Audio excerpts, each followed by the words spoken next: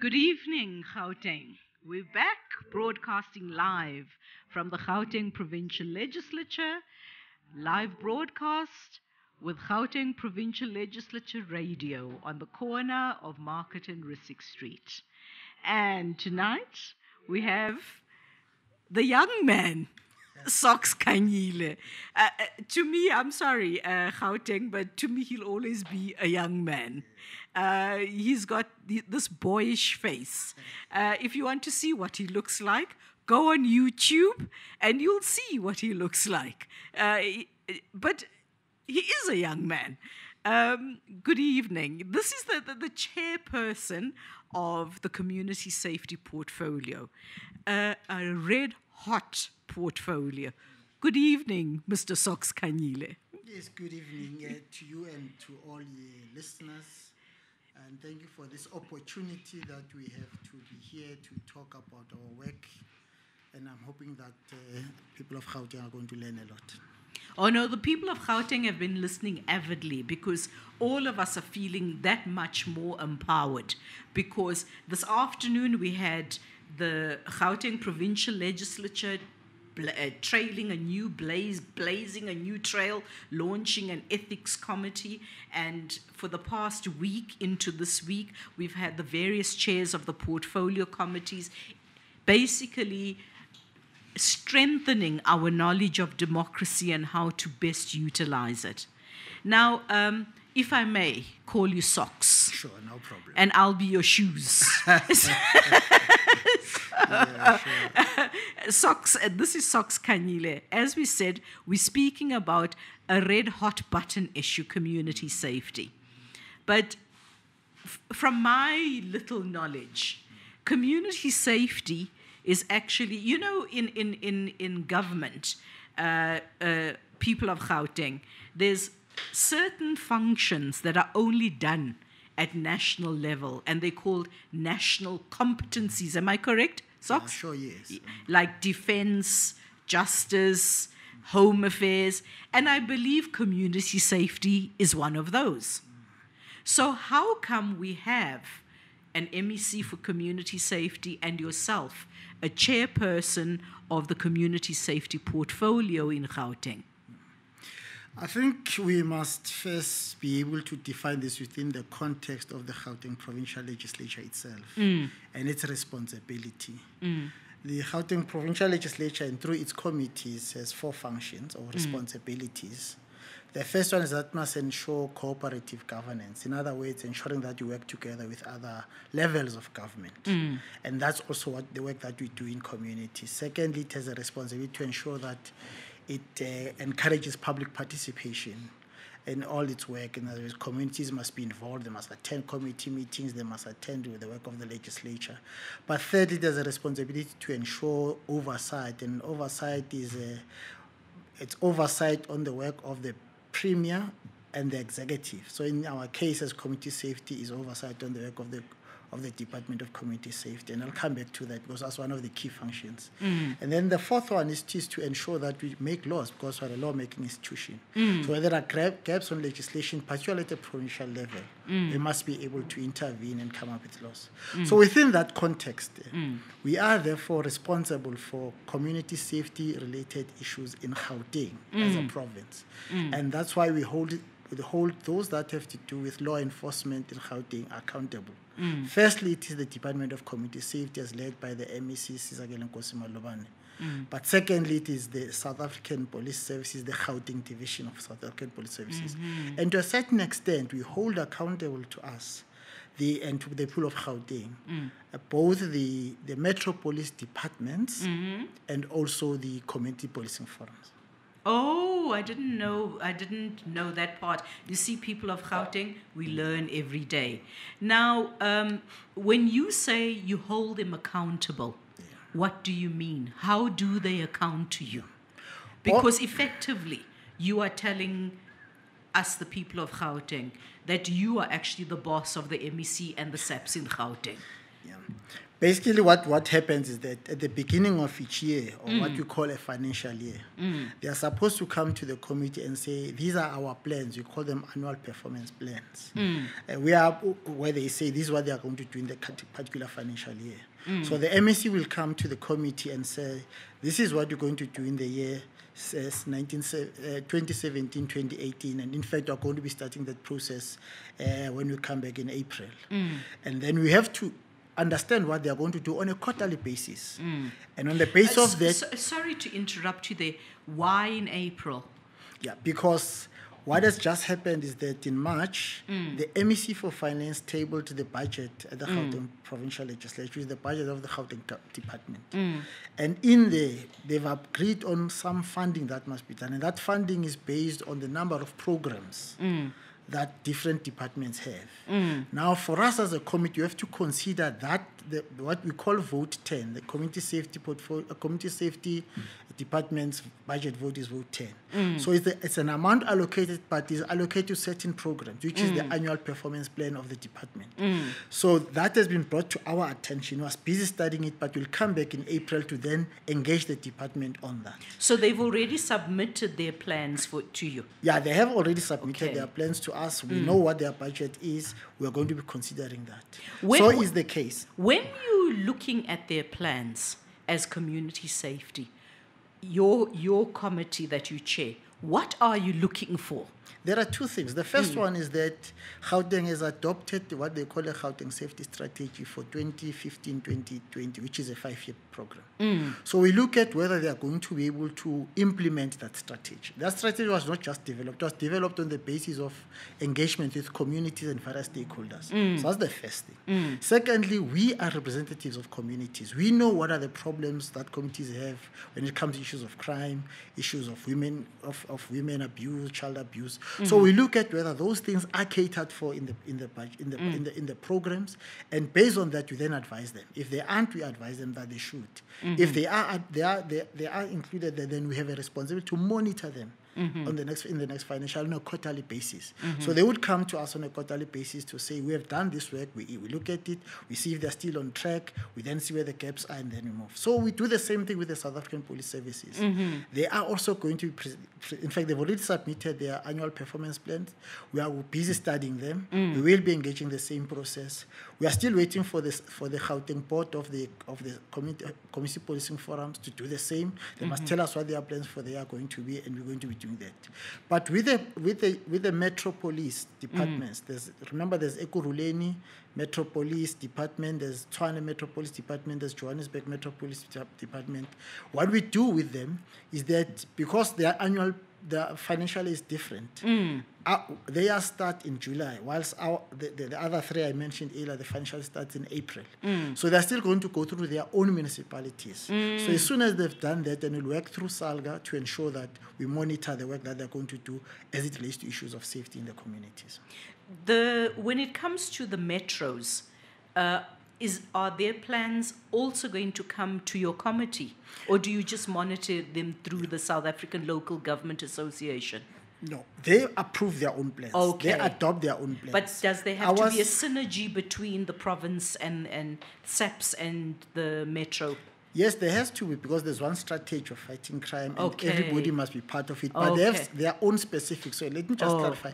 They adopt their own strategies. They adopt their own plans. But they must report to the MEC that this is what they work like. And when they report that, they must report it to us as well. So then on a continuous basis, we're able to monitor if they're still on track. Okay. Now, you also mentioned the community policing forums and the boards. Frankly, I didn't know that they actually have constitutional obligations of reporting. How does that work? Yeah, in Gauteng, like in all provinces, there's supposed to be a provincial board. So there is a Gauteng provincial board, and there, in fact, in Gauteng we have 16 clusters. There used to be 22; they were reduced to about 16 now throughout the province. So it means a cluster is it's where different police stations or different CPFs are count within a particular area. Like in Joburg, for instance, you'll have 4 of them. In Ekurhuleni, you've got about 3, something like that. So it's just a collection of all of them. So what they do is that they must have plans on how they are going to ensure that they represent communities in ensuring that SAPS do what they are supposed to be doing. Can we stop there? Maybe as community, because remember we've got about 4 million plus people listening to us this evening. And I think the interface between the community policing forums and the communities is probably closer than that of the police with the communities. As the community, what services are we supposed to be getting from the CPFs? CPFs are established primarily to be representatives of communities. They are not established to be policemen. They are not established to do roadblocks and all those kinds of things. Okay. It's something that they do if they want to oversee the police, that they are doing their work properly. Oh, so the police would man a roadblock and CPF would be present? Yes, because what they need to do, in fact, they've got a responsibility to hold the police accountable on the work there. So police must be able to report to CPFs that over this period, in a particular area, we identify certain crime, we think there's a high crime spot, then the CPF must say, what plans are you having to deal with that? And then be able to say, how can you do to mobilize society to support you in that? That's their responsibility in the main. Oh, all right, okay. It's almost like a micro committee for you. It's something like, in a school, it's an SGB. Okay, all right. I would say, where else? So it's more like a structure that represents, in a system of local government, more like a ward committee. Okay, so they are representing the people. The safety element, the community safety element. Yeah, this is the police. That's why they are called community policing forum. Are they elected? They are elected. In fact, the elections of the community policing forum are supposed to involve the whole community. It must start at what we call a sector level. So it means a particular police station would have maybe 4 or 5, demarcated into 4 or 5 areas, which are sectors. So at that sector level, there must be some engagement, development of plans, identification of what are the problems, and then agreeing on who are the people that must be elected. At the end, when it comes to the level of the policing area, which is now where the whole police station is in charge, and there's the election of the CPF. It would have been because there's been also engagement at the sector level. Now, we sometimes in the street you'll see notices saying this is a high crime area.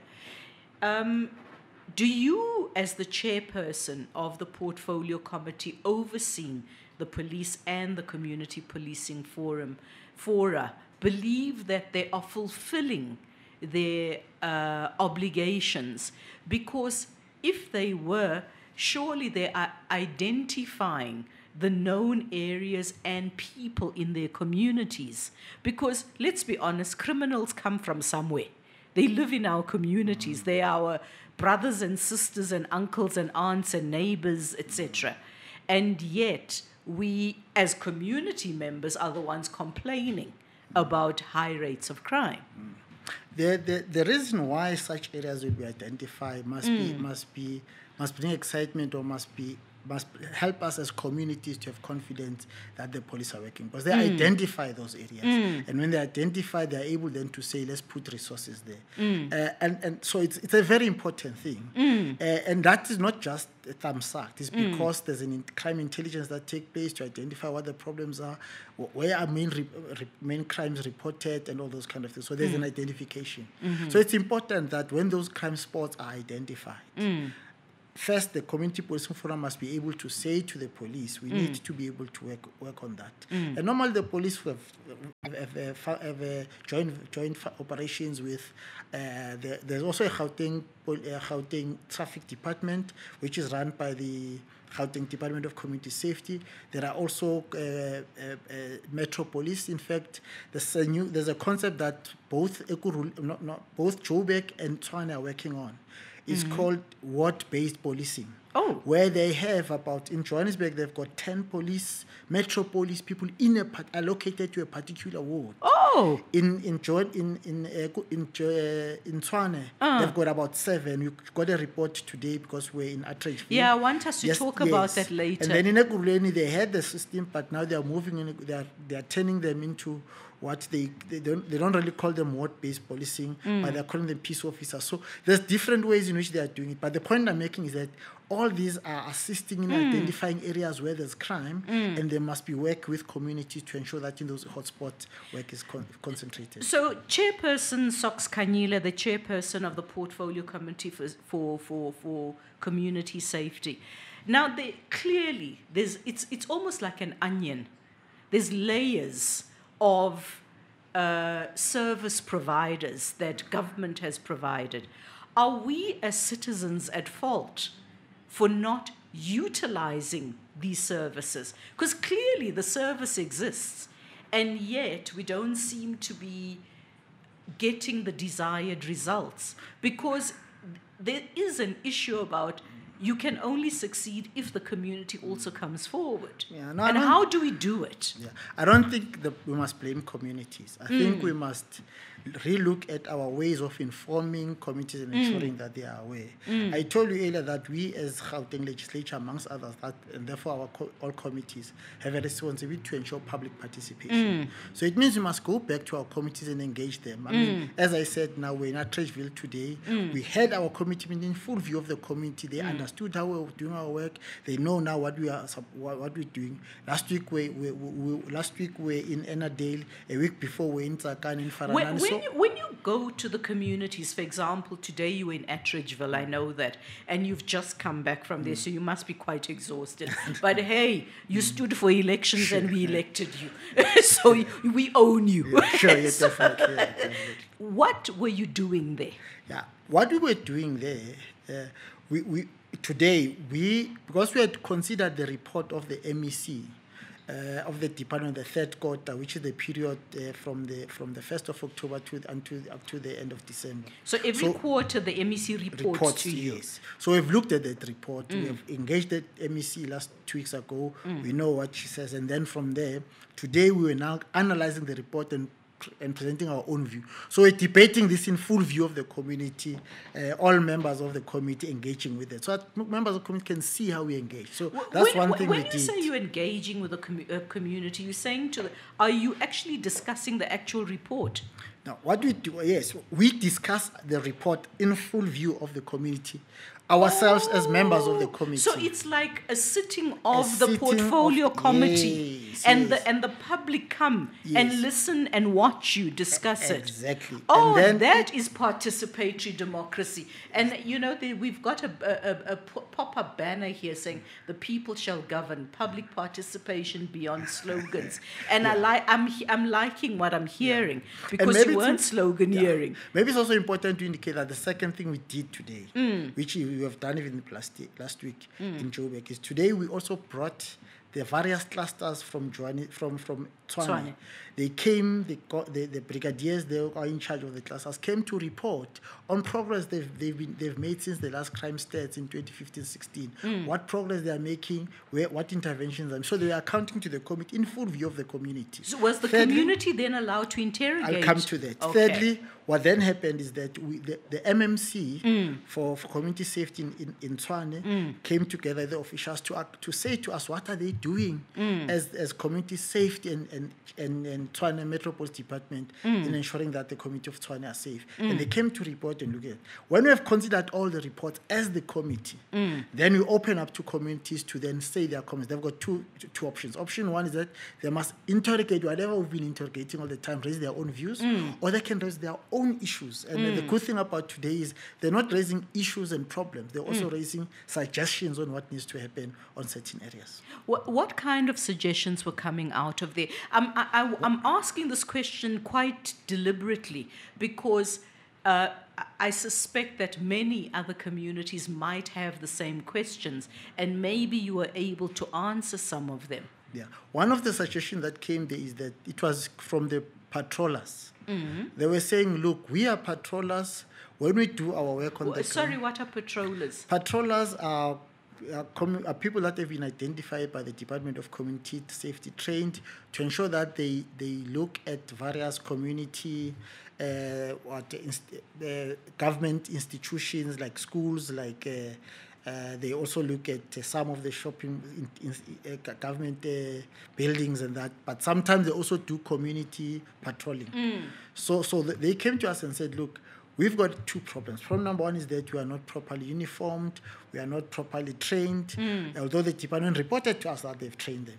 So we have a responsibility now to go back to the department and say, this is what the people are saying, but your report is saying that give us reasons, give us answers. Then the suggestion they made, it was on the work they must do on the ground. Say, it's pointless for us as patrollers to do our work on the ground when the actual law enforcement agencies are not there. So they were suggesting that it's better that when the law enforcement agencies are doing their work, whether it's roadblocks and that, they must also be there, or even themselves when they do patrolling, they must also be in touch with the law enforcement agents. By that I mean the SAPS, the Metro Police Departments and all that, so that they can be able to feed in the issue. Because sometimes they do this work and it's dangerous work to do, and then they don't get necessary support. Now, what's the difference between the CPF and the patrollers? That's a good question, because that's where confusion comes. A lot of members of the CPF, when they get in there, they think that to be a member of the CPF, you have to be paid. And when they get there, they discover that no, because it's a voluntary thing, you not get paid. Then they decide, no, they want now to be patrollers, because patrollers at least do get stipends. So that's why you find a difficulty between. I mean, that's why you find some of the CPFs finding it difficult to do their work. Because instead of overseeing on behalf of communities, now they want to be patrollers. And that creates problems. So patrollers are more like your peace officers on the ground. They go down, they ensure that there's no crime, they report crime.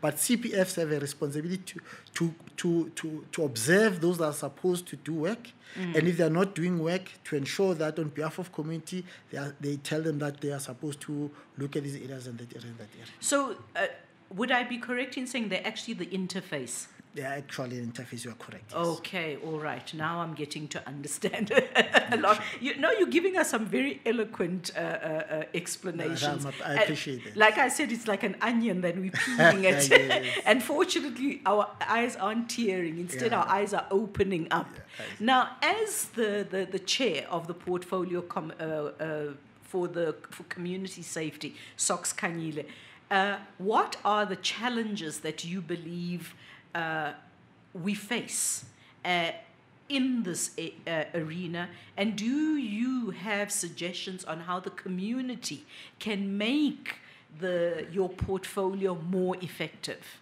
Yeah, I think it has to do with our responsibilities as a legislature. First, let's accept that as the legislature, we still have more to do to ensure this other leg of public participation. And there's still lots of work that they are still studying to see what can be done. But I think what is important is that members of the community must understand there is no way we'll be able to fight crime unless there's involvement of communities. And that's why we need to hold, not only as the legislature, but also as communities, we must hold CPFs accountable. Because they must make sure that the police do what they're supposed to do.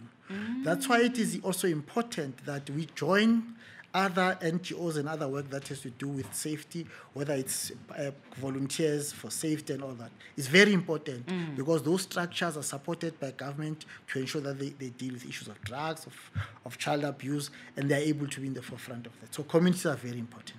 Now, in terms of whistleblowing, because I do believe the fight against crime, a lot of it is about whistleblowing. Because like we said, that criminals are our brothers, our sisters, our mothers, our fathers, our neighbors. Sure. We know them. But often people are afraid. How do we use the portfolio committee to encourage whistleblowing? I'm glad you asked that because it's very easy. The advantage we have as the legislature is that we should be accessible. So it means that people must be able to come to us and say, these are the issues, these are the areas of problems we've identified. And we then, on their behalf, are able then to to get to the relevant law enforcement agencies or the people that are relevant to then say communities are saying these are the issues that are reported. And the advantage we also are, like, for instance, I won't say bring details here, but I've already engaged also the police commissioner yesterday on some matters that was brought to by the committee to me. So we've got to respond. The advantage is if you report to us, we are bound to make follow-ups until the matter is concluded. We've got a Petitions Act here, which assists us on how we manage petitions. And it calls upon us to be responsible, amongst others it means, until the matter is resolved. We can never be able to leave it out. And in that way, we must also be able that we keep the person who sent the petition informed throughout the stages. Now, Sox Kanyile, can you please tell the people of Gauteng, how do they get in touch with the Portfolio Committee for Community Safety? Like I said, this is a hot button issue. And I'm sure there's people waiting in the wings to give you information. Yeah, sure, definitely.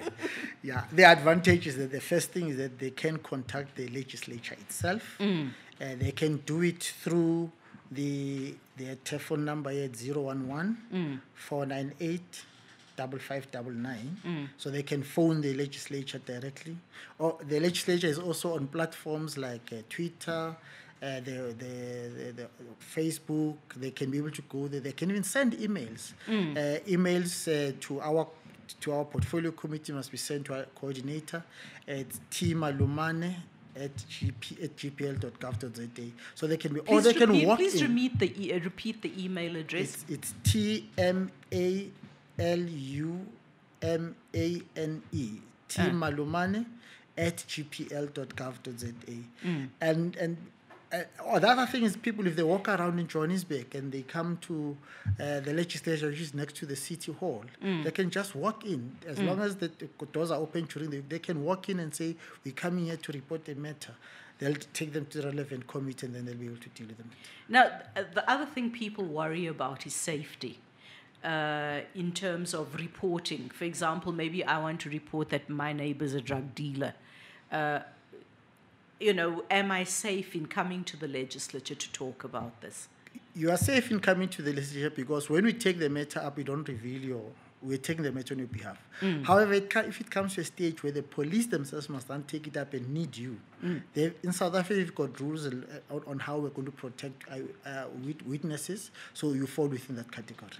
So what is it, witness protection? Yes, those kind of processes. Now, the issue of, we have to talk about this one, corruption in the police force. As the committee that's in charge of overseeing this very important portfolio, what initiatives are there in place?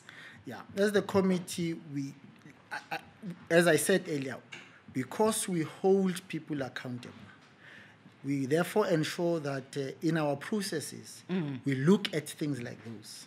The advantage we have with the Gauteng government in particular is that they've gone beyond just anti-corruption measures.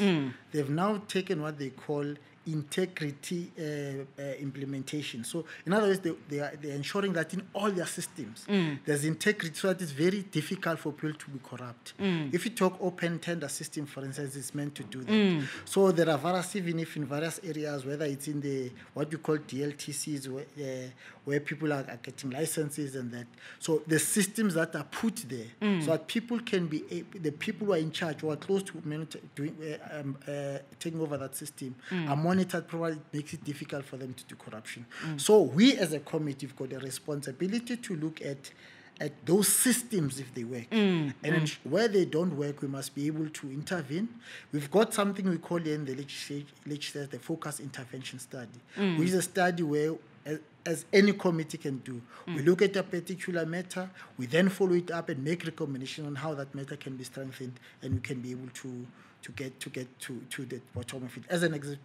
For now, as an example, we're looking at a focus intervention study on resources that are allocated to police as it relates to the crime stats, and whether does it mean if the resources are less, that relates to the Inefficiency. to inefficiency and what. So we've got the study. We're busy looking at it. We're going to be able to say this is the process, these are the problem. Then we're going to make the necessary interventions.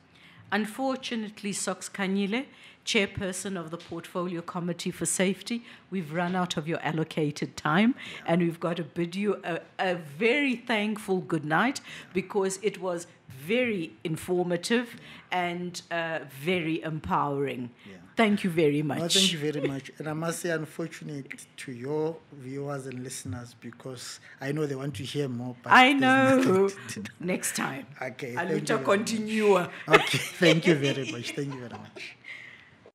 Mohatateki, I'm the chairperson of Human Settlement and COCTA, which is Cooperative Governance and Traditional Affairs. I'm Refilo Mohali, the chairperson of the Petition Committee in Gauteng. Good day. My name is Errol Magman from the Economic Development and Agriculture Committee. My name is Lindiwe Lasindwa.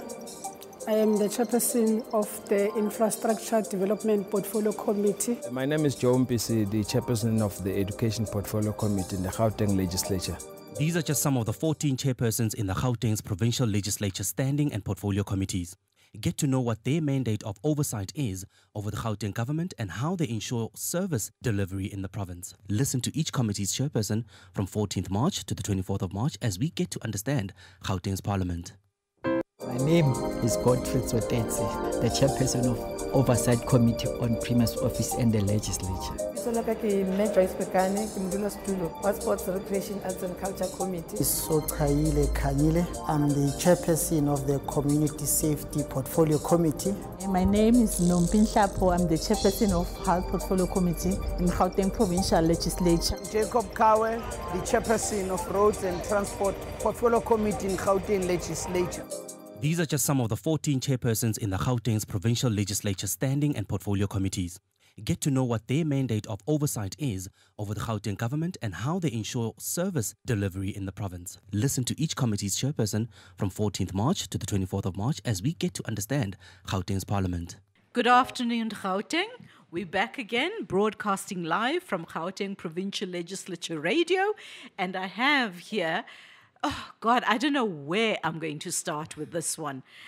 We have the chair of the Portfolio Committee for Transport, Mr. Jacob Kawe.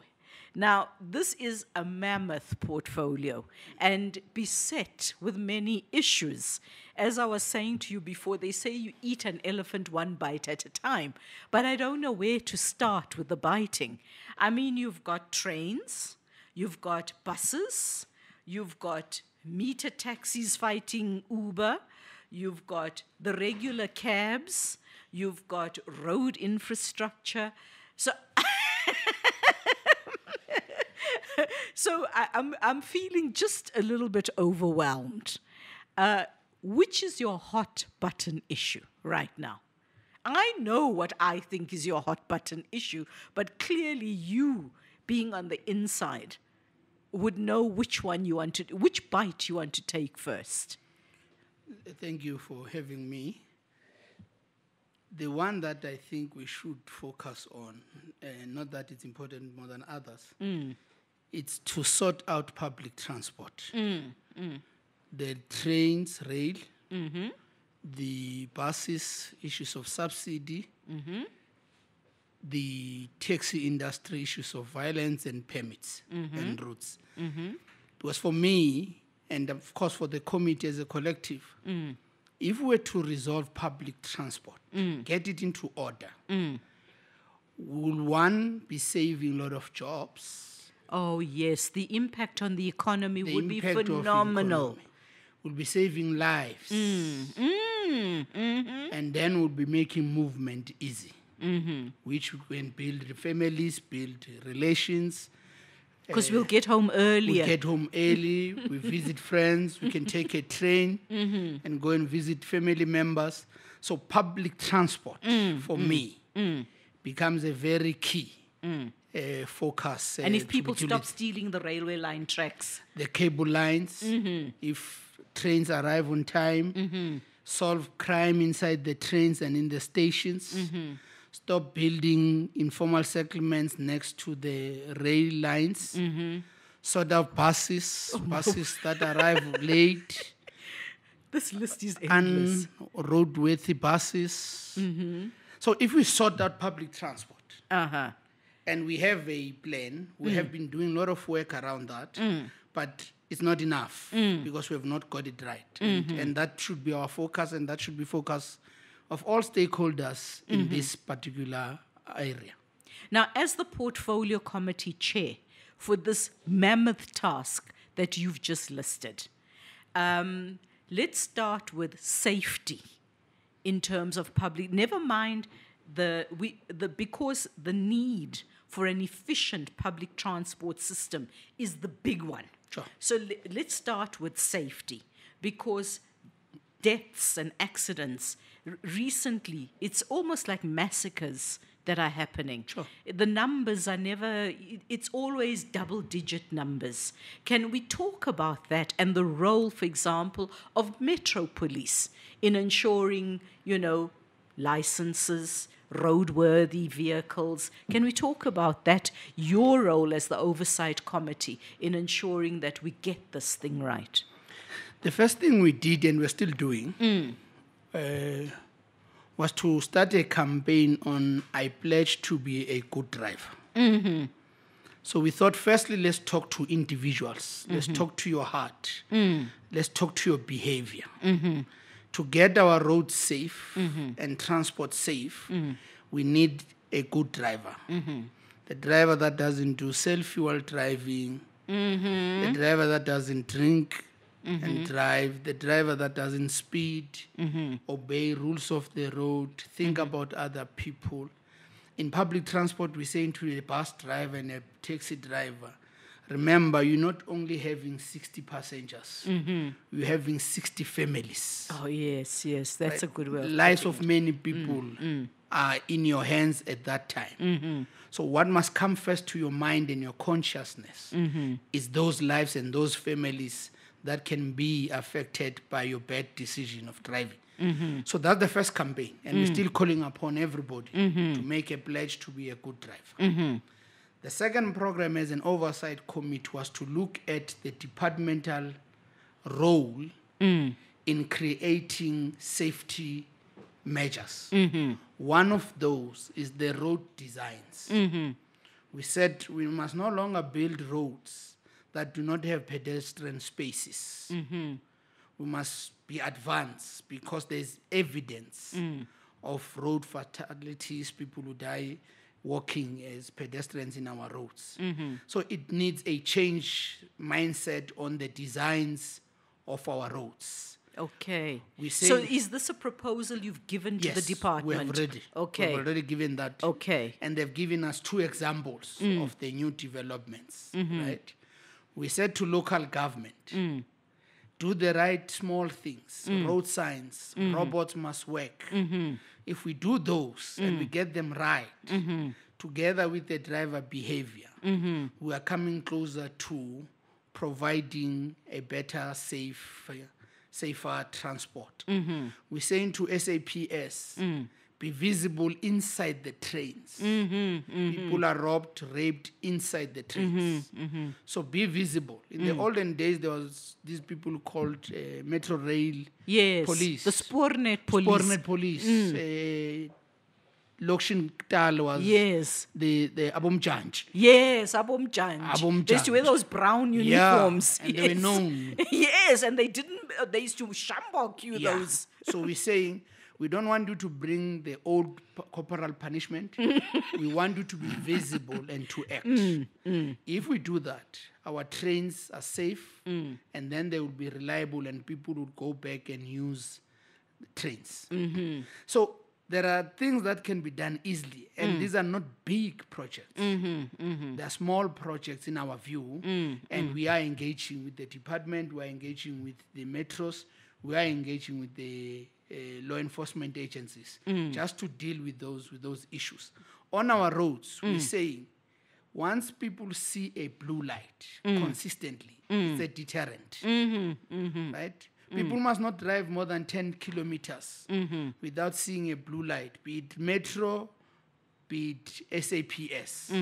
That would work because some people get intimidated by those. And some people feel safe if you have continuously seeing.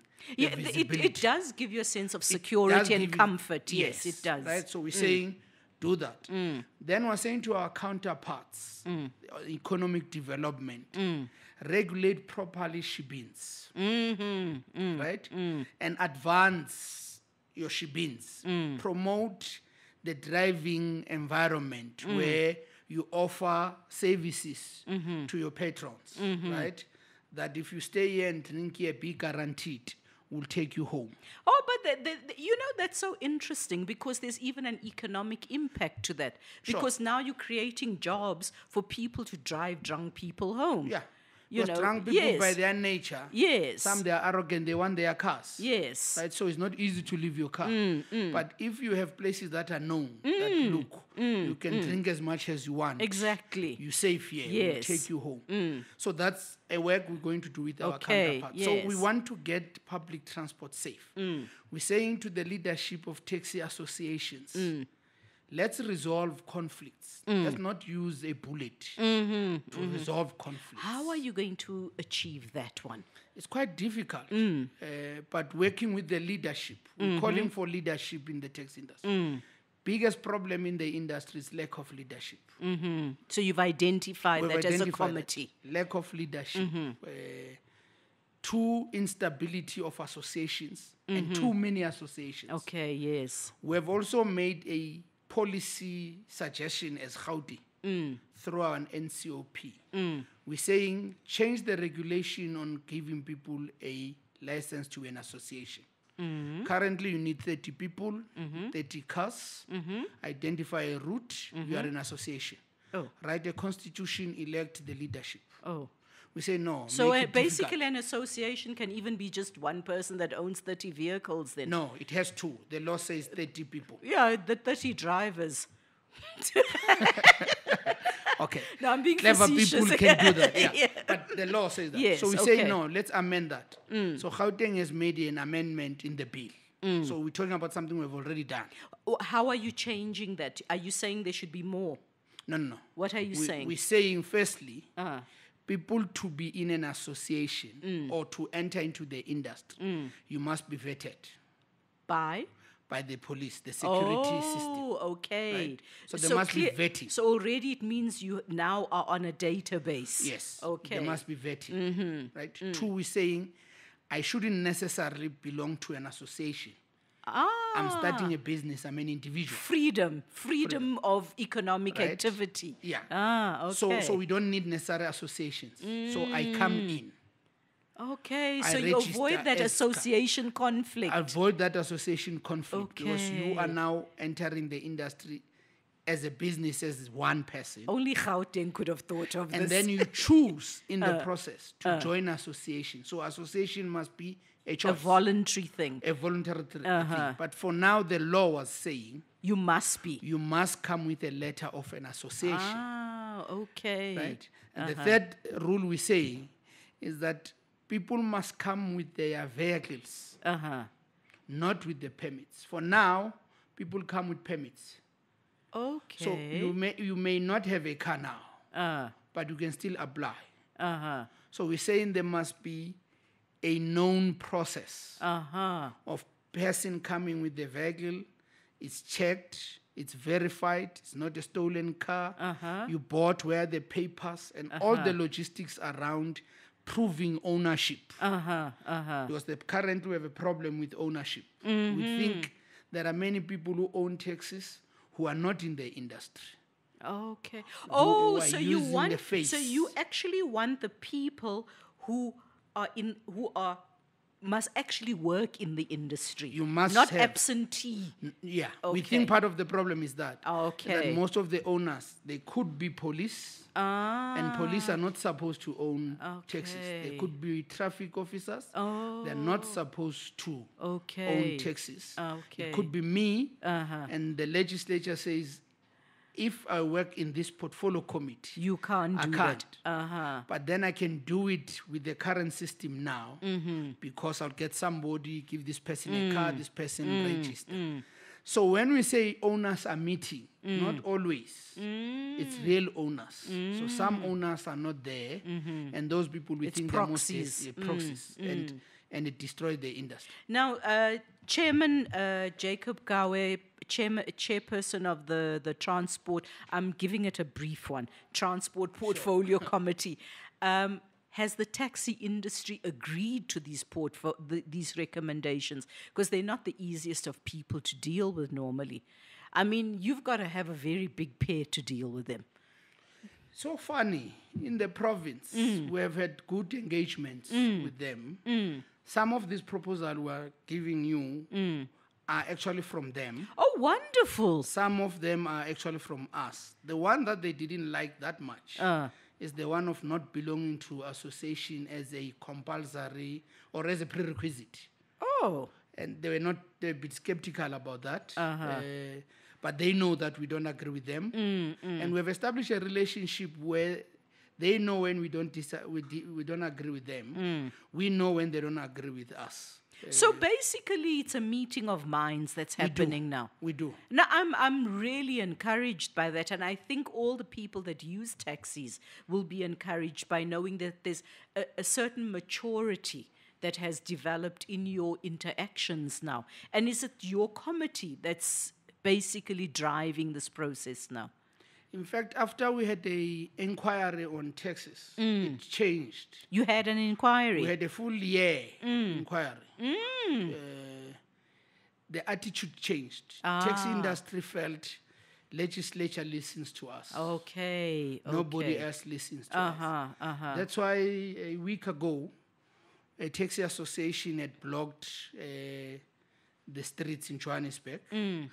And they refused to give the MEC a memorandum. And they specifically said, we want the chair of legislature to come and take this memorandum.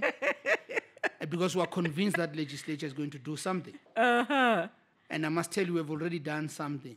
So you are fulfilling your mandate now then of being the representative of the people. Sure. Of public participatory we have no choice. democracy. We should do that. We should do that. They've elected us. They've elected us to represent them. In fact, this is also one point I said to Prasa when they were saying province has no jurisdiction. It's a national matter. And I said, I agree with you, but all stations in Gauteng are not national matter in Gauteng. The passengers of Gauteng are our people. Yes. They're not yours. So as long as you operate in Gauteng, you are under our leadership. Amen. I've got someone who fights for me, who speaks truth to power. We have to. We have no choice. Thank you, Jacob Gawe. I'm happy that you're the chair of this very, very difficult committee. Sure. Now, you've taken this to the NCOP. Sure. Do you see the law becoming a reality anytime soon, these recommendations that you've put forward? I know that the bill now is before Parliament. Oh, it's already a bill. NCOP have already done the inputs. We've done our input. So it's going before the Portfolio Committee in Parliament. We have encouraged all taxi associations in the province to also go to Cape Town to make presentations. I'm happy to tell you that 2-3 weeks ago, the meter taxis went to Cape Town to make that presentation, and they were excited with the opportunity. But you know almost their presentation. It's to stop Uber. But you can't stop the economy. To stop Uber, and we said we don't want to argue with you. We respect your views, but we want you to have an opportunity to make an input in the law. Right? And once they do that, they came back and they were satisfied. But they're not satisfied with Gauteng pronouncement, particularly by MEC. And we said we're going to create a space for engagement because we are not opposed to Uber if Uber remains an app. But we don't want Uber to be a taxi association, right? Where it now have a taxi rank, and that's where you find them, because that's not how the Uber app says, right? We have gone to Brazil, we have gone to Madrid to ask them what they did. And in Madrid, they said they canceled their contract once they realized that they are a taxi association. So they have point A, point B. Now, that's not the app. The app says anywhere where you go, and it's one trip. So you can't argue to have a taxi rank that you want to do 2 trips. 2 trips, it's a meter tax. But Chairperson, the meter taxis also have to change with the times. Of course. Yeah, they need to understand that the consumer is king. They can't force people to utilize any service. You know, it's my choice. Yeah. As long as it's legal. No, I like that point. And that's what we've emphasized to Uber guys. As long as you operate within the scope of the law, right? And the scope of the law now regulates different modes of public transport. If you are regulated under chartered transport, you must apply accordingly. If you are regulated according to meter taxi or a minibus taxi, right? And if you are not in the 3 and you are a new opportunity, don't behave like the 3. Behave differently. Okay. So if you behave like the 3, you no longer what you are now a new industry. You are a new industry. But if you keep your status as you are, for example, there is nothing preventing a meter taxi guy to have their own app, yes. There's nothing preventing me to have an app. After this interview with you, you press an app you want, it's me again who comes and transport you. But I'm not competing with anybody in OR Tambo Airport. I'm looking for clients who use the app. If that's the case, we support the system. Now, another hot button issue that I know you want to talk about, and I'm interested in, is the bus subsidy issue. Can we talk about this thing? The committee is doing a study, detailed study on that. And the one thing that we found is that regime has to be reorganized. When you say that regime? The bus subsidy regime. Firstly, it is a national function. Provinces are just given the grant, they administer the grant, and they distribute the grant. Basically, you just hand out money. Yeah. So basically, you just hand out money, and then you're supposed to monitor the handing out of the money. Now, which buses are these that get these subsidies? In Gauteng, we have about 15. That's a lot. Yeah, we have 15. We have Pelecheng, we have Mpembe, we have Patco, Gauteng coaches, we have Northwest, Star. Yeah, so we're about 15. But dominantly would be Patco. Okay. So Patco has more contract. Okay. Secondly is that the current legislation says when you open the contract, the incumbent of the contract must get the first preference. So in essence, you're going to be having Patco forever. But what I don't understand is Patco is a privately owned bus service. Sure. Why is government subsidizing them?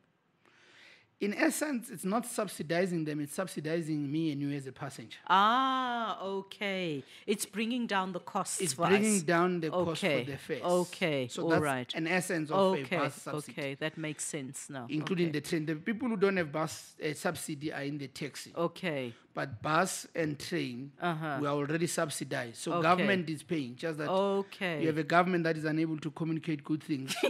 And that's why we have and wait to be under pressure to communicate and talk about e-tolls. But nonetheless, the point is we are advocating for the whole change. We want powers to be given to provinces for appointments. We want open tender system. We want one section of the National Land Transport Act to be amended and that it just becomes an open tender. It's on basis of what you can deliver, not who was there before. So every board, when we say the contract has come to an end. So it doesn't become hereditary. Sure. That's the point. So the whole system we are going to review. And just to conclude on this matter, last week we did an oversight. Unannounced, we went to Patco, we went to various bus stops at 5 o'clock, 6 o'clock. We no longer now say it's a story, it's a fact. That instead of giving so number of buses per day, certain routes, Patco doesn't have that required number. And yet they're getting the money. They're getting the money.